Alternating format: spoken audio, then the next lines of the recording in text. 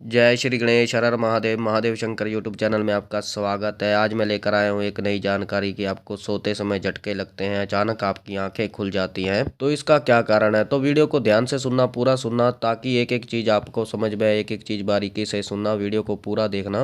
रात को सोते समय आपको महसूस होता है कि आपको झटके लगते हैं और आप एकदम से उठ जाते हैं। आपकी छाती पर कोई बैठा हुआ है, आपकी आवाज नहीं निकल रही, ना ही आपके हाथ पैर चल रहे हैं और आप बहुत ही डरे हुए हैं। आपको ऐसा महसूस होता है जब आप सोते हैं। तो कई बार आपको ऐसा लगता है कि आपको सपने में कोई मारने के लिए दौड़ रहा हो। आपकी सांसें बहुत तेज हो जाती हैं, आपकी धड़कन जो है वो बहुत तेज हो जाती है और साथ ही आप हिल नहीं पाते। सपने में कोई आपको डराता है, आपको ऐसा महसूस होता है। तो अगर ये सारी चीजें आपके साथ होती हैं, आपको ऐसे अनुभव होते हैं, तो ये वीडियो आपके लिए है। तो ये वीडियो बहुत ही महत्वपूर्ण वीडियो होने वाली है। तो इस वीडियो में मैं आपको बताऊंगा ये जो चीजें आपके साथ होती हैं ये क्यों होती हैं, किस कारण होती हैं और इसका निवारण क्या करना चाहिए। देखिए, जब भी आप सोते हैं, अगर आपके साथ ऐसा हो, झटके से आपकी आंखें खुले, आप एकदम से उठकर बैठ जाओ, तो ये सब नकारात्मक ऊर्जा का ही एक कारण होता है। सकारात्मक ऊर्जा कभी भी ऐसा नहीं करती, आपको कभी भी नहीं डराती। एक जो नकारात्मक ऊर्जा होती है ये उसी का ही काम होता है, ये उसी के ही कारण होता है। कई बार चौक चौराहे से आपके साथ कोई शक्ति लग जाती है, आपके साथ हो लेती है। कोई मिठाई लेकर आ रहे हैं आप, कोई परफ्यूम लगा रखी है आपने, और वो जो नकारात्मक शक्ति होती है जो आपको चौक चौराहे से लग जाती है, वो बहुत जल्दी अपना प्रभाव नहीं दिखाती। उस शक्ति को प्रभाव दिखाने में काफी समय लगता है और आपको वो समझ में नहीं आता और उसके लक्षण भी आपको नहीं दिखाई देते।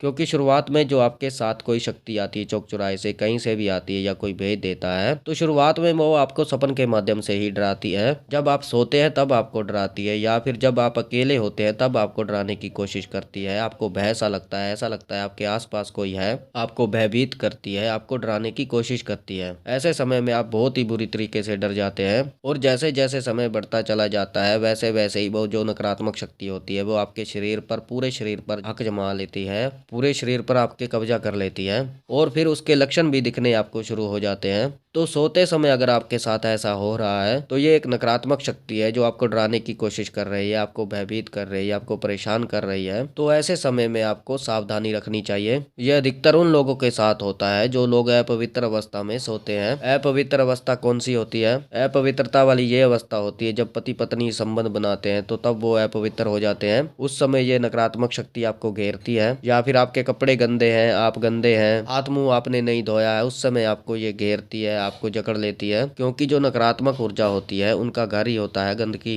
जहाँ गंदगी होती है वहां पर वो वास करती हैं और आपको परेशान करती हैं। और आपको इन चीजों का विशेष रूप से ध्यान रखना है कि आपको अपवित्रता अवस्था में नहीं सोना है। और अगर गृहस्थी जीवन में जाने के बाद भी अगर आप अपवित्र होते हैं तो आपको नहा धोकर सोना चाहिए। आपको नहा लेना है या आपको अच्छी तरीके से हाथ मुंह धो लेने हैं, अपनी सफाई कर लेनी है, साफ सफाई कर लेनी है, ताकि आप पवित्र रूप में आ सके। जितना हो सके आप उतना पवित्र हो सके।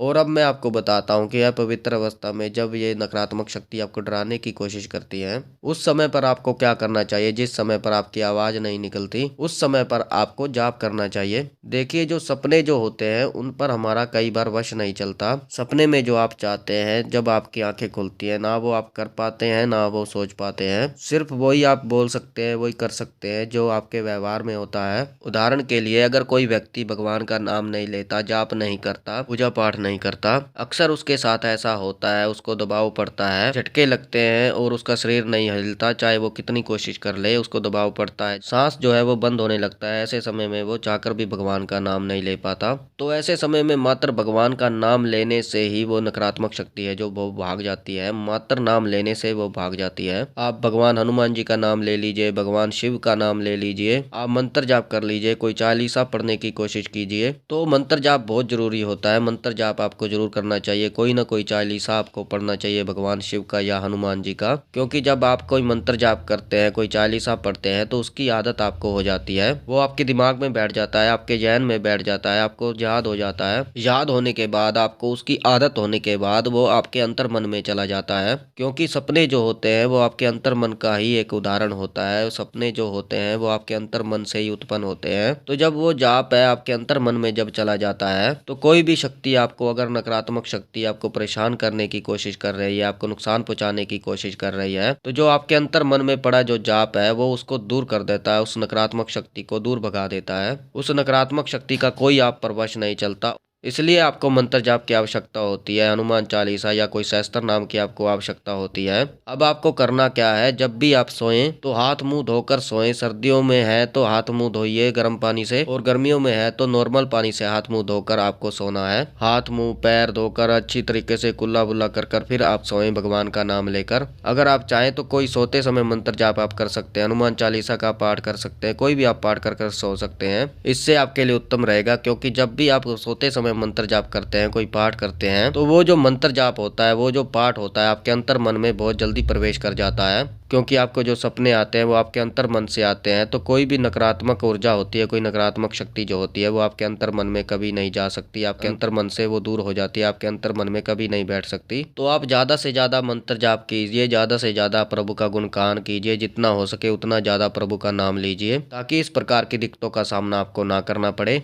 तो ये थी जानकारी, आपको सोते समय झटके क्यों लगते हैं, अचानक आपकी आंखें क्यों खुल जाती हैं, आपका शरीर क्यों नहीं हिल पाता, क्या आपको दिक्कत होती है, क्या परेशानी होती है, क्यों होती है। तो बाकी मुझे विश्वास है कि ये जानकारी आपको समझ में आई होगी, पसंद आई होगी। अगर आप हमारे चैनल पर नए हैं तो चैनल को सब्सक्राइब कीजिए और बेल आइकन को दबाइए, ताकि हमारी जो नई जानकारी आए वो सबसे पहले आपको प्राप्त हो। ज़्यादा से ज़्यादा इस वीडियो को शेयर कीजिए और लोगों तक, ताकि उनको भी पता चले उनको सोते समय दबाव क्यों पड़ता है, उनको झटके क्यों लगते हैं, अचानक उनकी आंखें क्यों खुल जाती है, उनका शरीर क्यों नहीं हिल पाता है जब उनको कोई नकारात्मक शक्ति दबाव डालती है। तो उनको क्या करना चाहिए, स्वच्छता का कैसे ध्यान करना चाहिए, सोते समय उनको क्या करना चाहिए, क्या नहीं करना चाहिए। लाइक करें, कमेंट करें, कमेंट में हर हर महादेव अवश्य लिखें। मैं महादेव और माता पार्वती जी से ये प्रार्थना करता हूँ कि आप पर सदैव कृपा बनाए रखें, आप खुश रहें, आपका परिवार खुश रहे, आपकी हर इच्छा पूरी हो, आपकी हर मनोकामना पूरी हो, आपके समस्त कार्य सिद्ध हों। तो हम मिलते हैं एक नई जानकारी के साथ, तब तक के लिए हर हर महादेव, हर हर महादेव, हर हर महादेव।